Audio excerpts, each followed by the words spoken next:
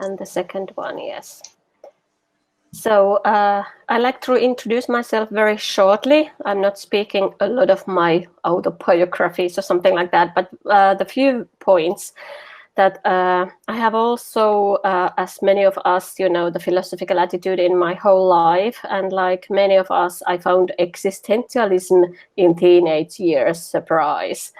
And of course, later in my academic life, philosophy has been a part of my studies. Of course, I have a lot of, the academic education, like I'm a Master of Education, PA in Philosophy, PhD in Theatre and Drama, adjunct professor, etc. But for me, theoretical aspect are like a testing the practice, daily life, and the practice and theories are very good combination and, give me power to thinking. And I think it was around 2005 that I found I read, interesting stories on philosophical practice and got an inner call to educate myself more. And of course, I've been participated 2 years training education in Critical Open University here in Helsinki. And also I have a international long-term training in Germany and in England. And I have also, the shared reading facilitator education in England, which I also find very useful to doing philosophical practice because it's the working habit, it's very similar. Okay, in any case, over 10 years now, I have been studying and working very intensely to becoming a better philosophical practitioner and to work reasonable with other people. And I have a habit that every year I participate several times in the international conferences, participate in Socratic dialogues, etc., etc. I think one of my passion in philosophical practice is to develop possibilities with art-based philosophizing and some kind of question of well-being. And at the moment, I'm working art advisor at the Art Promotion Center of Finland, which is the organization under our Ministry of Education. And I also finished my next book, which is called The Socratic Mind, and it's coming out very soon. So, next slide. I'm asking that why I choose this topic, philosophical practice and social responsibility. I thought I want to reach myself and to you as well. My interest about the topic has grown from simple idea, do we have and what kind of social responsibility we have as a philosophical practitioner? To us, philosophy is not only theoretical wondering, rather it is practical skills to working with people from childhood to the death. And I believe that we have a strong common sense of responsibility and ethics, which is of course very great. But it's sometimes good to study again some basic roots where we come from and asking what they are. Because philosophical practice is international activities. Many situations are very similar, but on the other hand, they are not, because cultural diversities are very different in different countries and places. And for this reason, I believe that it's very important to looking a little bit about the ground where we are standing. And actually, I find these keywords, responsibility, capabilities, and dignity. And the last one, applied ethics, ethical principles for philosophical practice. And these are the points I like to share some of my ideas with you. I think that many of us have been thinking individual responsibility when to be face-to-face with people and take care about the connection, that what might happen in the moment to being together with the people. Even we have thinking this, it is not easy to ask where and how we can recognize the ethical limits or more seriously, the responsibility to other persons.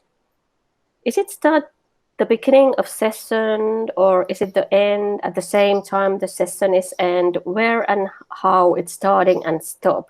I mean, example, if we're thinking about the Socratic dialogue or counseling session, when my responsibility start and when it's end. On the other hand, philosophy calls us to see more than individualities. It is called us to understand other living pieces like animals or nature, and in the same way to understand more deeply the social environment where we are living, like society or political life. Do we have a social responsibility to be awake with these issues, example human rights, violence, racism, and these kind of things? And these are the questions what I written down to thinking about these processes. These all are very big issues and difficult aspects of life, but I believe these are very valuable for us to make sense in this complicated world and life. As Japanese researcher Fukuyama has pointed out, identity is the most actual political question at the moment in every society.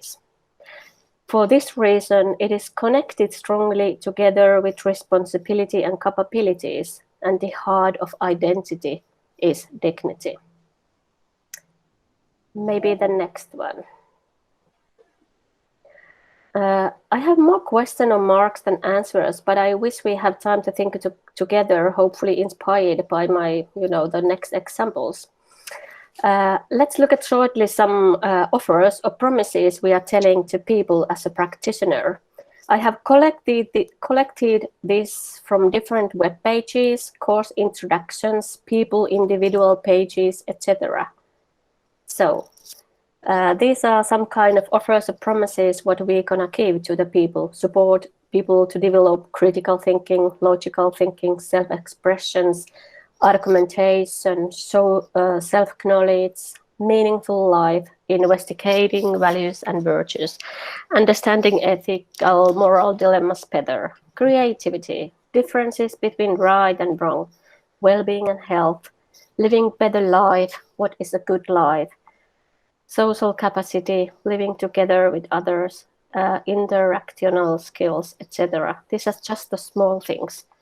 Oof, when I'm reading this list, I have my heart is pumping, because I think, oh my God, I feel myself very small with all these things, because these all are the things I'm struggling by myself. So how I can support, the other people really doing this kind of things.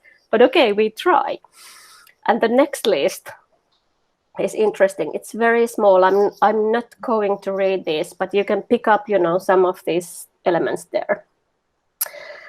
This is the list about sample problems addressed by philosophical consultation made NPCA. You can find the links if you want to read this more on the website.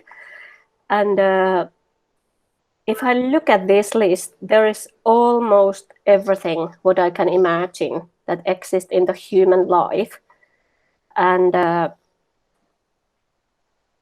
I think, all of these keywords, these problems, is all about the one question about what's his existential well-being, how to be in this life. And the many of these also connected very strongly of responsibility. But, I can see the field is very huge. And it's very big challenge to all of us, I believe so. So I pick up two the real cases. I've been fixing them just a little bit, that it's impossible to recognize a person's. Can you put it the next slide? If you have some paper close to you, perhaps you like to make some notes about these cases that then maybe you remember, give some feedback or your comments to the end of the session. But this case one is a lady who lost her child. Adult woman, nearly retirement time, participated in my Socratic dialogue. Suddenly, she told the group that her husband kidnapped their child many years ago. This was her example story for the topic. Obviously, people were lightly shocked because we are living in the country where such things are rare to occur. This lady told the group that she didn't fight back at the time, just hid her tears and pain. Her case happened many years ago, and within the rules of Socratic dialogue, the group shouldn't be interested in the contemporary situation of storyteller. Or should we? Is it fair to ask the participant to share and update the story? What is the difference between curiosity and empathy?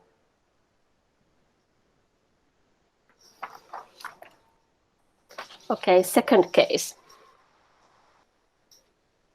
Second case is a man who was bullied throughout his childhood by other people. A man, bus driver, participated in my Socratic dialogue a few years ago. When we collected the example stories, he told how much other people had bullied him throughout his life history. The main reason for this was his ethnical background. He looks darker and so different to others in the small village where they moved as a family. In this group, it was one of those times he decided to be open and share his painful experiences. The group was very warm to him. Should the group give support to him, advise him how to survive if similar situations happen again? How do other participants understand their ethnical background or attitude in the same time? Is it relevant to talk about this? It's a funny word, responsibility, because including two words, response and ability. I think usually we're using this word some kind of a way that people fulfill, his or her duties. The person who caused something to happen, a duty or task that you are required or expected to do. Something that you should do because it's morally right, legally required, etc. Something that is your job or duty to deal with. Example, we said, it's her responsibility to ensure the project finishes on time. Or she takes her responsibilities as a nurse very seriously. This is usually the common way how we are using this word and how we usually understand this and the using the idea of responsibility. That's fine, but there is much more also. The next one, please. I'm very big fan of Simone Weil's philosophy, and she was an amazing lady, as you know. She died very young, but she was the very brilliant thinker, and also I think the very much in the practical in her the philosophy, because she really wants to go to working with the workers as a factory and the really feels about the philosophy what she's talking about. And in the book The Need for Roots, she have a wonderful the chapter where she's writing about some kind of needs of soul, the human souls, the basic, the principles, and responsibility is one of those. And she's writing initiative and responsibility to feel one is useful and even indispensable are vital needs of human soul. Complete privacy from this point of view is the case of the unemployed person, even if he receives assistance to the extent of being able to feed, clothe, and house himself, for he represents nothing at all in the economic life of his country, and the voting paper he represents his share in its political life doesn't hold any meaning for him. That's the good way to going more deeper about this idea. Okay, maybe the next one.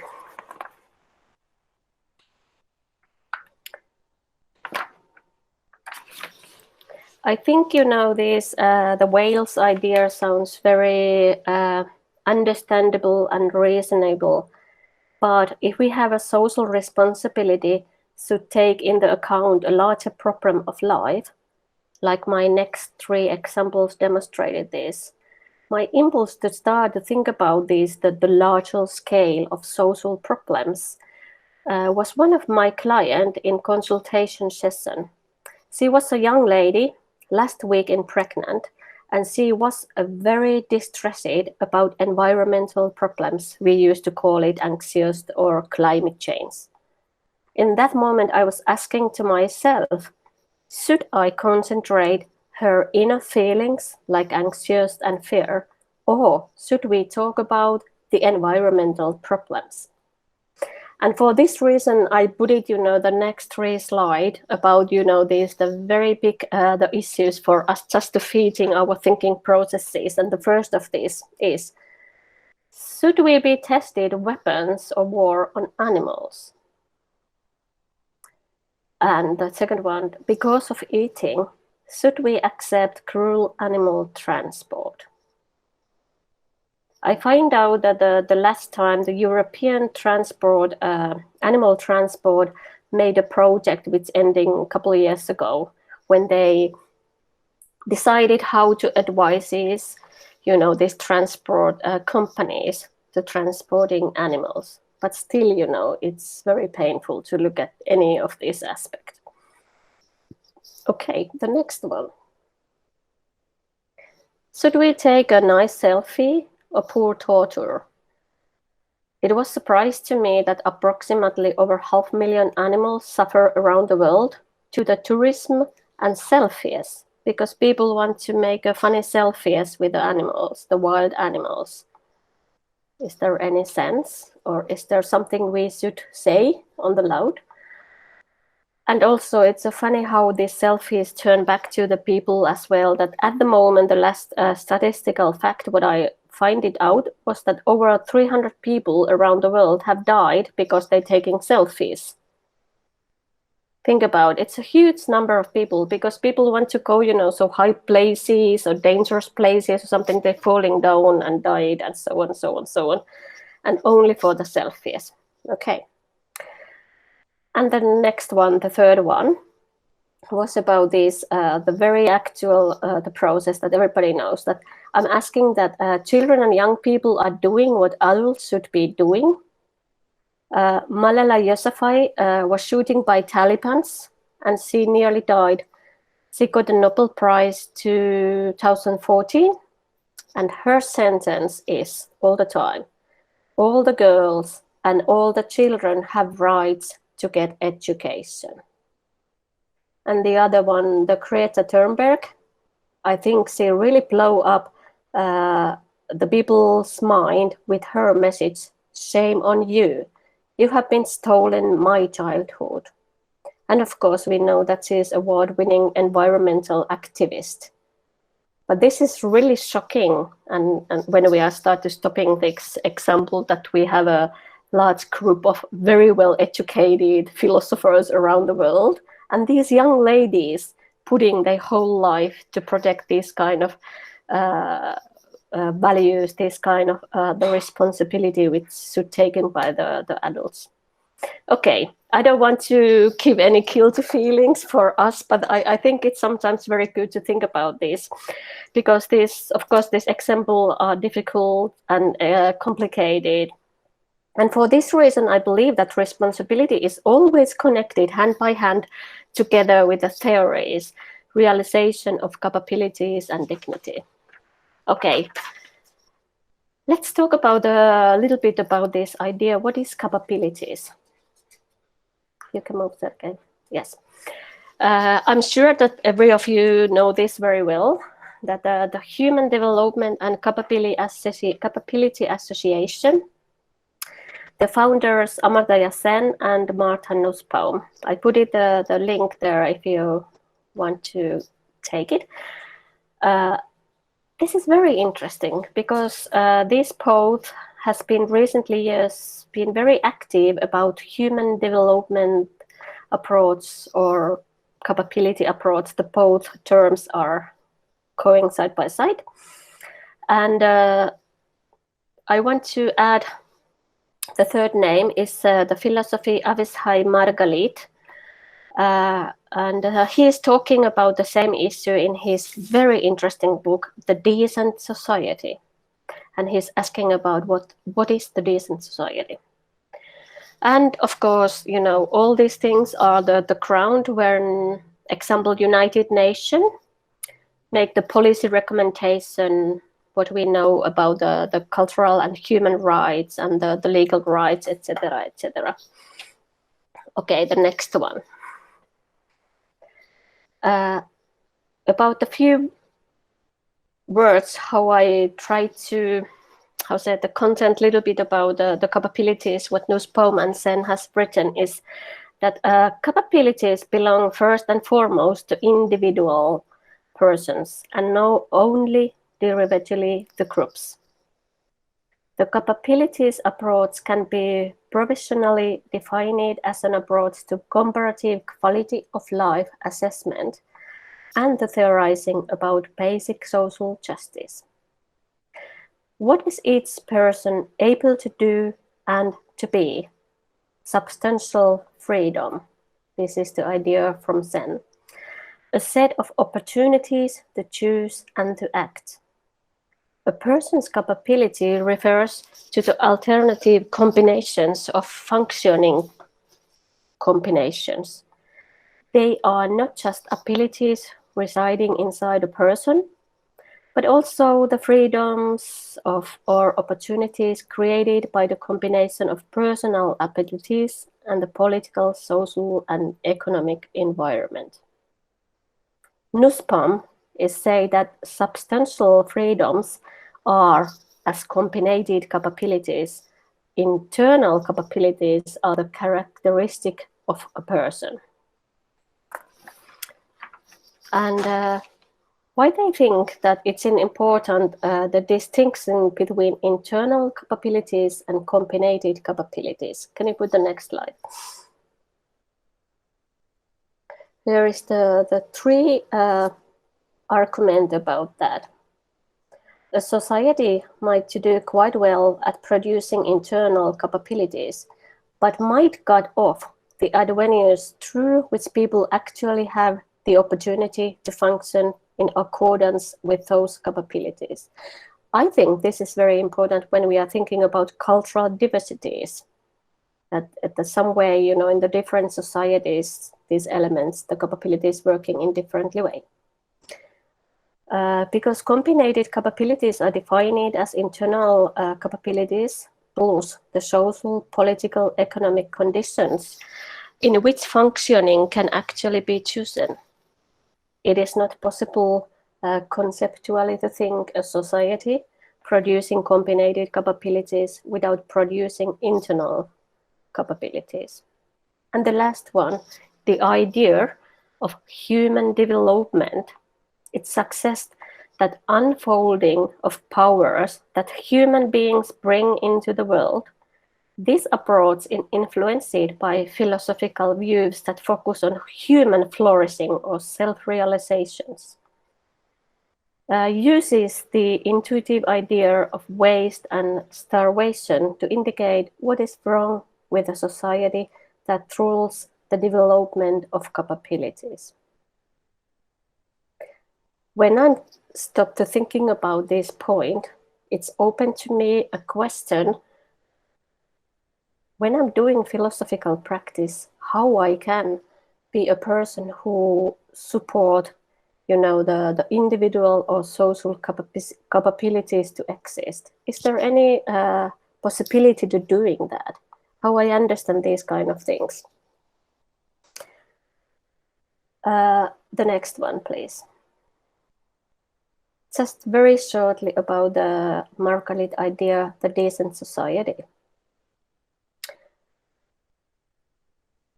I think he's thinking about that this first, the four things: economic security, social cohesion, social inclusion, and social empowerment. These four together is meaning social quality to him. And again, we can asking the same question. If we think about the decent society where people living, how we can support to our societies to being more decent society, and is there anything what philosophical practice really can do? And for this reason, also the Margaret is thinking about that, how you can testing example social institutions. And she mentioned, 6 different things, like a snobbery, privacy, purgatory, the welfare society, unemployment, and punishment.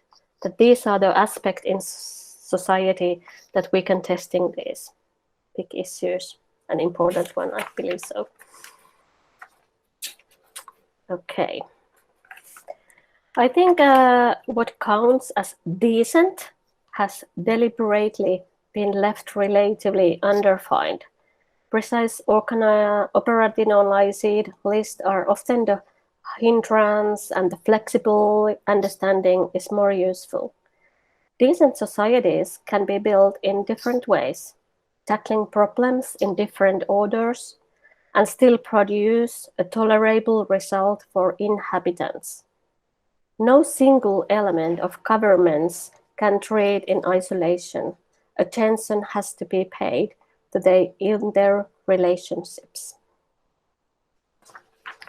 Okay, the next slide, I have a case number 3, and I hope the Sergei, if you have a possibility, can you copy the link for the chat room, and you can take this copy and look at this video when you have a time. It's about 4 minutes or something like that. But the very shortly, I want to say that this is the video about the English author Palacio, who wrote a book, Wonder. And it's the story about the August who born with a terrible facial abnormality. And he has been homeschooled by his parents his whole life. Now, for the first time, he is being sent to the real school to meeting, the real schoolmates. And all he wants is to be accepted. And this is like the point for the next slide, when we're thinking about dignity. Dignity is an intuitive notion that is by no means utterly clear. If it's used in isolation, as if it's completely self-evident, it can be used capriciously and inconsistently. Dignity is one element of the theory, but all of its notions are seen as interconnected, deriving illumination and clarity from one another. The notion of respect is a particularly important relative, and the political principles themselves illuminate what we take human dignity to mean. But the basic idea is that some living conditions deliver to people a life that is worthy of the human dignity than they possess, and the other do not. Side by the next slide, I want to offer you the possibility to look at, the proposition that Martha Nussbaum, when she's thinking example about dignity, she has made the list about like a basic capabilities, 10 basic capabilities, what she's thinking that is something that we can start when we're thinking that how we should live and what kind of rights and which support the people dignities. I say something very shortly about this. The life, meaning being able to live to the end of human life of normal length. Bodily health, being able to have a good health, including reproductive health. Bodily integrity, being able to move freely from place to place, to be security against violent assault, including sexual assault and domestic violence, having opportunities for sexual satisfaction and for choice in matters of reproduction. Senses, imagination and thought, being able to use the senses to imagine, think and reason, and to do these things in a truly human way. Emotions, being able to have attachments to things and people outside ourselves. In general, to love, to grieve, to experience longing, gratitude, and justified anger. Practical reason, being able, no form or conception of the good, and to engage a critical reflection about the planning of one's life. Affiliation, A, being able to live with and toward others. B, having the social basis of self-respect and non-humiliations. Other species, being able to live with concern for and in relation to animals, plants, and the world of nature. Play, being able to laugh, to play, to enjoy recreational activities. Control over one's environment. A, political, being able to participate effectively in political choices that govern one's life. P, material, being able to hold property. I just want to say very shortly the 9, the play, that Martha Nussbaum is writing very good way about this, because when she's asked that, is there something you want to drop out? You say that, okay, these capabilities are more important than these others. And she said that she really wants to keep, this number 9, the play here, because it's, she's thinking example, the woman, that when they doing like the double day, first they going to work, then they coming back home and starting to homeworks, the playing with the childrens and all these kind of things.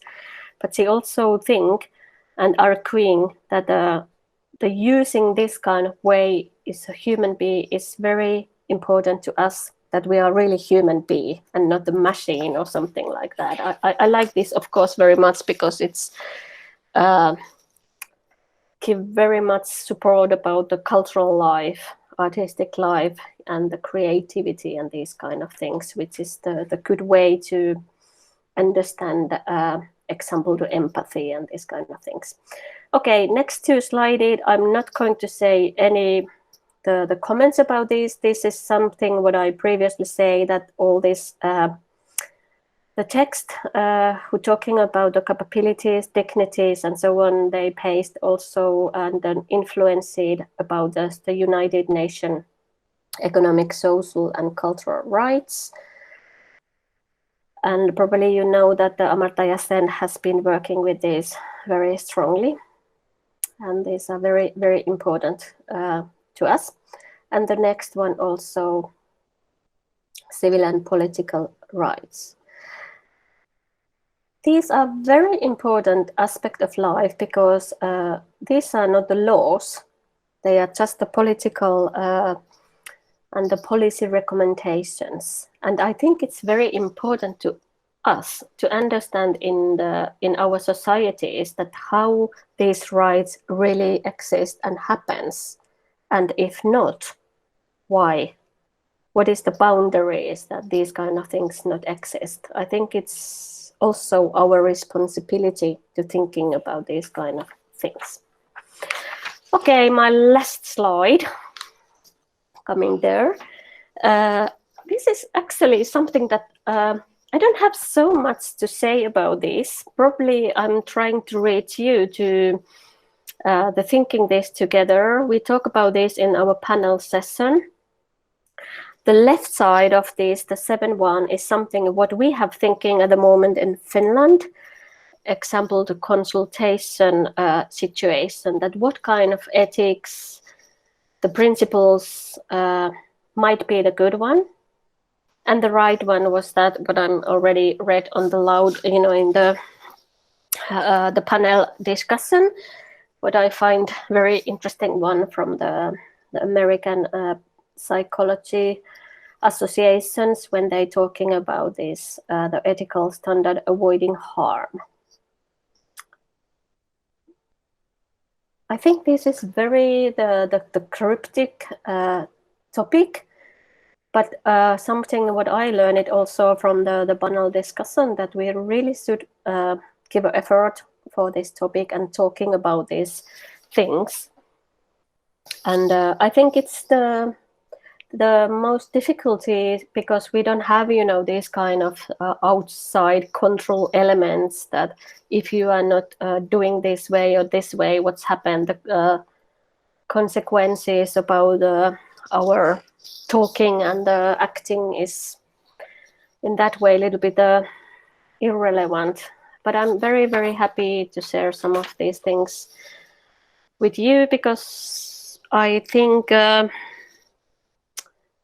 this connected so strongly in the idea about social responsibility and the idea what we can reach in philosophical practice, that where is are we going high or larger, and the scale of these things. So I believe that here is most of things what I wanted to say. I have a thank you there. The last one. Okay, now here is my dog. You probably feel the same, when I'm I say what I'm telling to my dog sometimes what I'm going to do. I'm reading aloud to my dogs as well. I have a two. They loves very much. Example, Plato. They usually doing like this. Good bed stories. And this is my home street on the other photo. Okay, thank you very much, friends. Thank you very much. Can I say something? Sure. Okay. Hello, Pia. Hello. First of all, I would like to thank you for your excellent lecture. In second, if it is possible, I just want to make a little comment about this last topic. I think the code of conduct for psychologists is a little bit different than philosophers. And why? Because we are dealing with a profession that is very closely linked to science. So I think it is a very interesting topic too to think about it. But thank you very much for your excellent lecture. Don't worry, I understand your comment, and I thinking in the same way.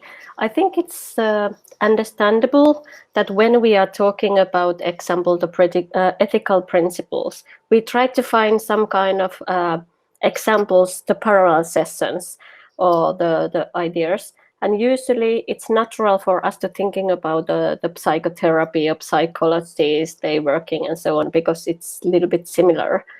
But I really, really hope that we can go and driving to philosophical practice as in own.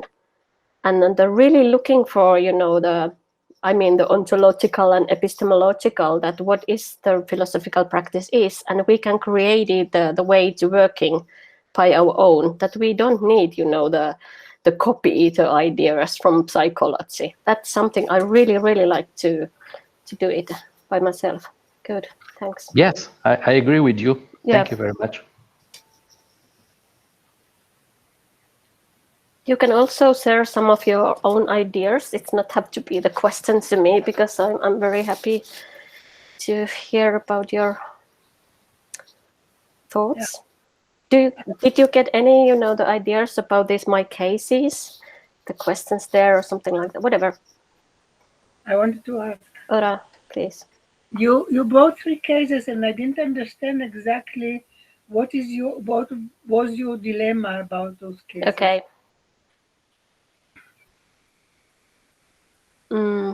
Maybe we don't have a time to go deeper with these cases. It was just the questions what I mentioned the end of the cases. That was the only the small dilemmas that I compare about the doing this way or that way.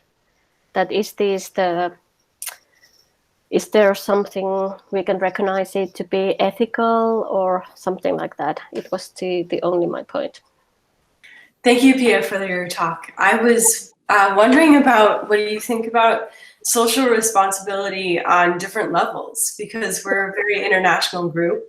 And are you thinking of it as specific to the individual, or are there layers of the community, the country that you can think of for this social responsibility?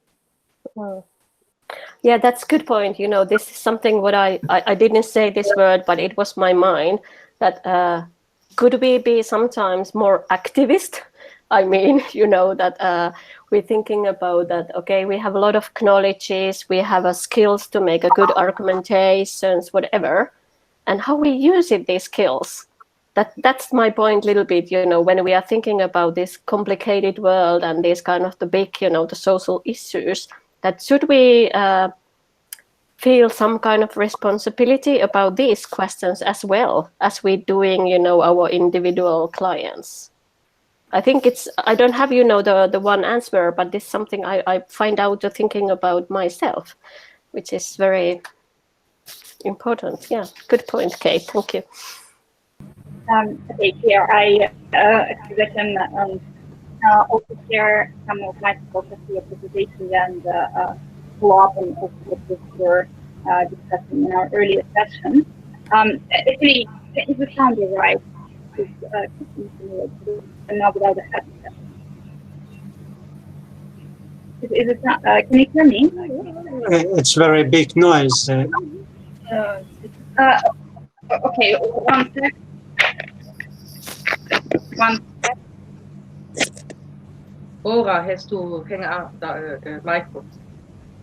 Okay, so I'm back on my headset. So yeah, you were bringing up the topic of also applied ethics and how this can be used when we're thinking about responsibility. Yeah, and I mean one. I guess maybe I'll say something obvious, but yeah, if I guess the first response from the perspective of applied ethics towards looking at the question would be. Okay, so for example, the psychologists, yeah, in this example that you've given us, when they're talking about not causing harms to their client, they're clearly taking a consequential disposition to responsibility, such as, we should do something for our clients or not do something for their clients, depend on what the consequences are going to be. Yeah. When you're talking about human dignity and some of the ways in which we absolutely must not treat fellow human beings, or we should treat them with respect. That would be more of a kind of deontological view of what responsibility may look like.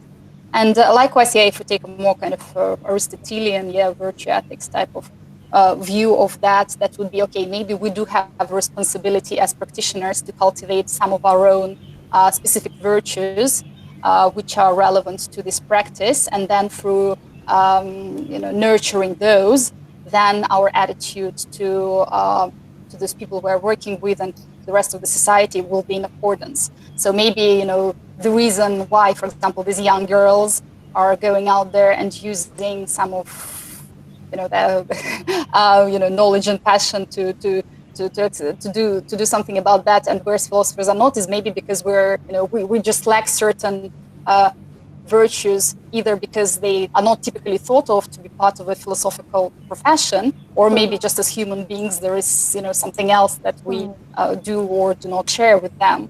So yeah, this is just as a kind of open comment, as a possible way to also think about this question from the perspective of applied ethics, and as a possible other contribution to this debate, if we want to somehow formalize it or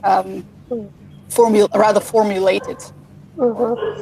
Yeah, thanks, Alexandra. Very good comment. It makes me to formulate about the idea that when we're talking about ethics as a part of philosophy, and we're thinking about the ethical rules, usually we're thinking something very theoretical way, and that's something I compare about, ideas about what does it mean to applied ethics. That when we are doing something in the practical levels, should we looking for some elements of applied ethics, or is it the theoretical elements enough? I don't know. This is something I'm playing like a ping pong, between these. I compare about that a little bit like example about some art-based activities.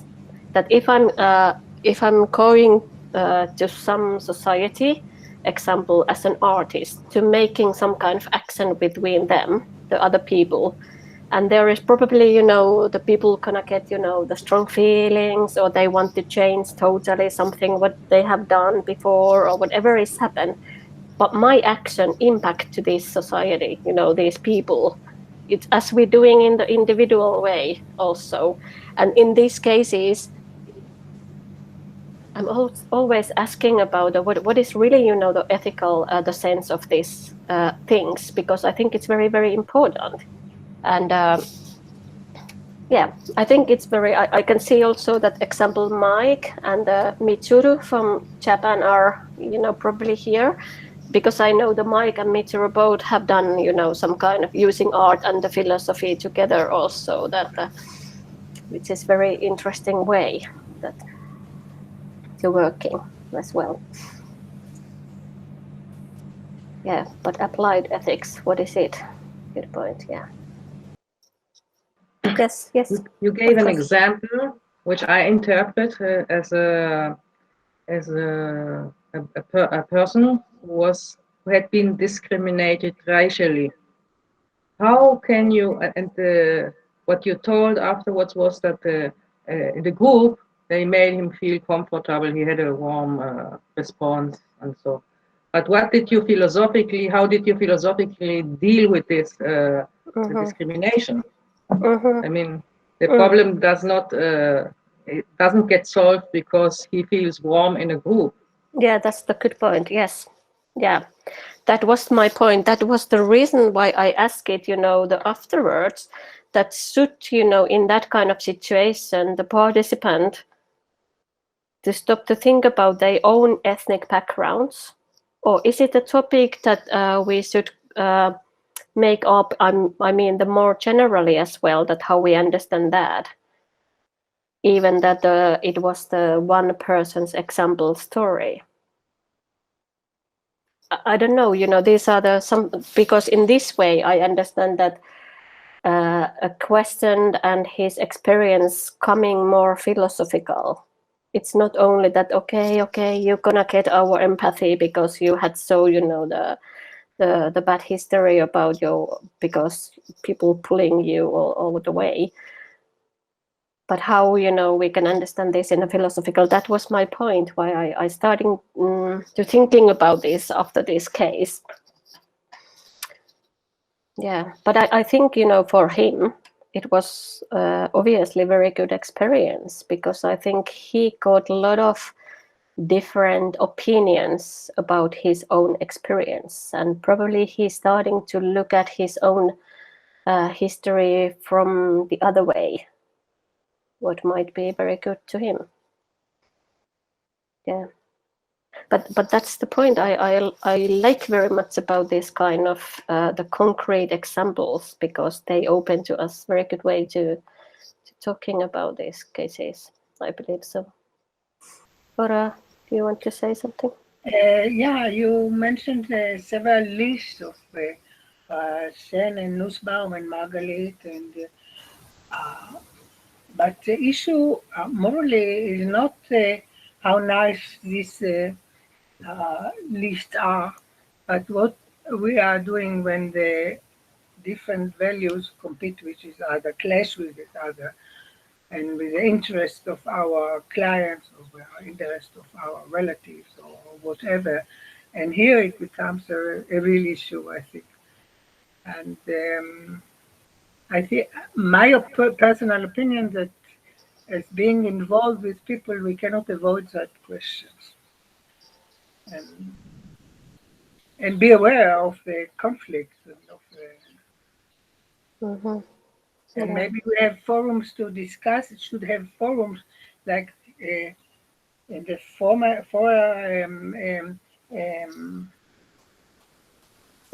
discussions with Alexandra. We said that maybe we have international professional forums to discuss behavior of philosophical counselors. We also maybe have international forums to discuss such issues when a problem arises. Yes, I think it's a good way. I think also that which is what is very important is that we recognize these problems. That we have a the view and sense to recognize these kind of issues. And this is something when I mentioned this Yoko Kama, the identity. It was very wonderful to read in his book about this, that how, example, I see in Finland, but many other countries, but of course it's easier way to talking about your own back, about how, the identity is so political at the moment, because people have to fight for their rights. The only reason that the dignity is coming up, all the little groups, all their voices saying to us that give me our rights to be in this society and all the capabilities what I can use in this society, because this, if you accept our identity, you give feedback to us that we have a dignity. And this is very, very interesting at the moment. I think it's like a political movement at the moment all over the places. Well, if I may, sorry. I mean, I could just very briefly also respond to Aura's comment, because I think that she's mentioned something extremely important about the possibility of clashing values. And also, we all, as philosophy practitioners, we all have some values as, human beings, not just as professionals. And, how this plays into what we are actually doing with our profession. Yeah, it's I mean, using the same method, but possessing the same different values, we can achieve very different type of practice. Yes. And making kind of these things explicit, and kind of focusing first of all on our own values that we're bringing to the table, and if whether it is even possible for us to take some sort of value neutral position with our clients, and whether this is desirable. This is another very important topic related to what we've been discussing. And also something that we've been raising with my colleague on another forum for, philosophy for children recently. Yeah. I think I like to give a little comment about these values, because it's very, I don't know, this is my observation that at the moment, the many working place organization, they always written down their values. That, if you're going their web pages or whatever, you can, our values are this and this and this. But what you are doing with these values, if they are not never ever really come, in the practice life in this working place or organization, that usually in many places they really, doing acts against their values, but still they are very proud that we have these values. It's like the fashion, that it's good, that we say that, example, we say that, okay, our company is working very green or something like that. But these are very, the interesting examples, but it's happened. Yeah. And for this reason also, I think it's very important to us also that, if I have, that I recognize my own values, and I know, what if I'm doing something that, is it really against my values, or is it really, the strongly acting based on my values? I don't know. Yeah. Good point. Yeah. Yeah. No, you're right. A lot of this proclaimed values is when PR to start with, though there is this kind of argument of fake it till you make it. And when somebody proclaims their values, you can start holding them to account and show inconsistencies of some of their behaviors in light of those proclaimed values. But yeah, I mean, I agree that just trying to first of all understand our own and maybe have some aspirations. We're philosophers. We're good at finding inconsistencies with others. Maybe we could as well try to do something like this with ourselves. That's true. Yeah, I love example about this creativity. Everybody in this company and working place can be creative. We want to support this, our value. Then when you say, hey, I have a good idea, can we do in this way? Oh my God, we don't have a time for that. We don't have a money for that. All, ding, ding, ding, they're killing down all these kind of things. Where is the value? I'm asking. Yeah. Yeah, and here is a huge possibility for practical philosophers in business. Yeah, what we can add, how we can help, address those kind of inconsistencies. Absolutely, yes, yeah. Good. Okay, are you? Can I just say something? Yes, please. Go on. Yeah, hi. This is Bala. Uh, Thank you so much for this very interesting talk that you have given us. I was trying to understand because even the previous session we had a discussion on responsibility, right? So this has been the concern today.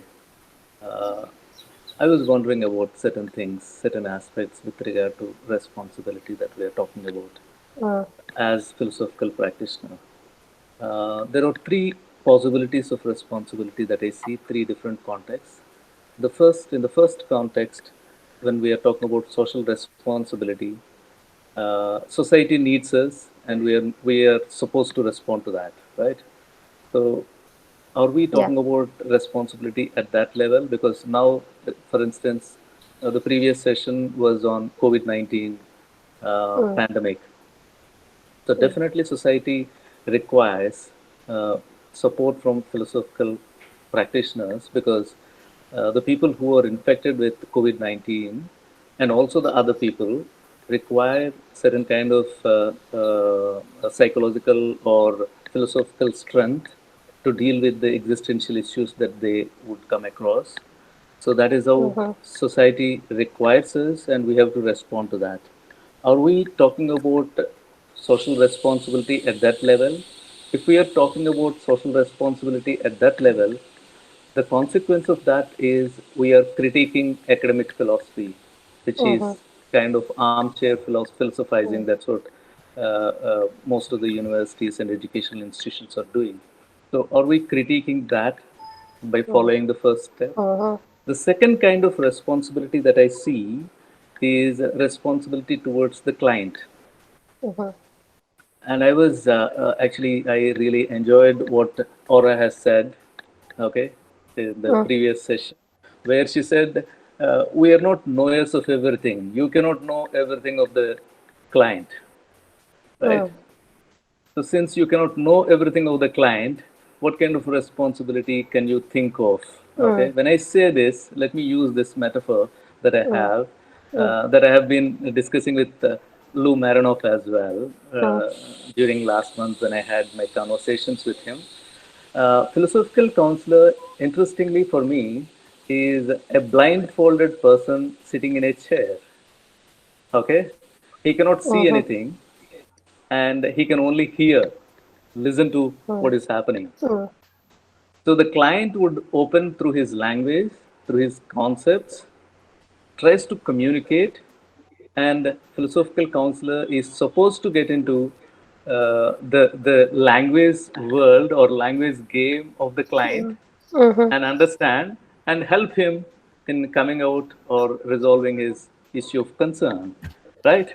So in this kind of a situation, where do you place the responsibility? Because the client could be very innocent, the client could be ignorant, the mhm, client could be clever, mhm, client could be cunning. Okay, mhm, so I'm just placing all the possible situations in front of you. mm, So in such kind of a situation, where do you place the responsibility towards the client? So this is the second instance that I'm pointing, mhm. second category. There is third one as well, which really disturbs me. I'm sorry for being lengthy, but I thought I No should worries.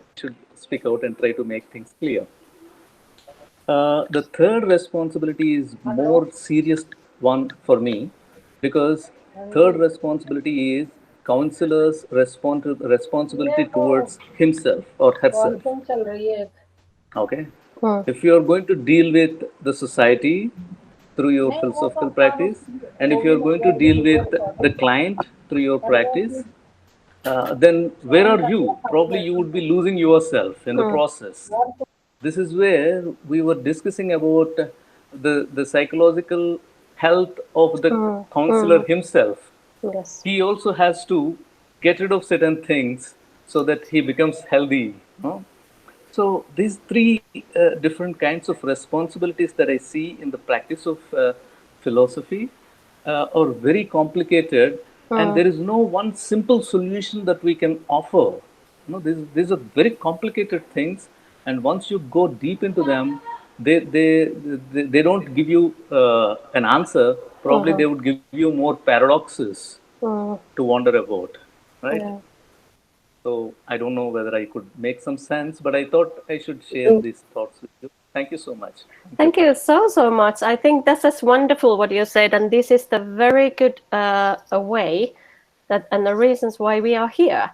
Because when we started talking about these elements, we can all the time find the way how we can go to the deeper, the splitting, the concept and idea, looking from the different directions and the perspectives. That's something I really love. This is for me, the good way to doing also philosophical practice. Yeah, very good. Very, very wonderful. Yeah. So I think, Carmen, did you want to say something? I'm sorry, but I must say that we are limited of time because Yeah, that's true, yeah. maybe the last comment, and we'll have to say goodbye for it. Okay. Oh, my head is full of, the ideas. You're flourishing my head, which is wonderful. Thank you so much. I'm happy with this. And this is just the first day of the conference week. Okay, and the Friday. Oh, so good.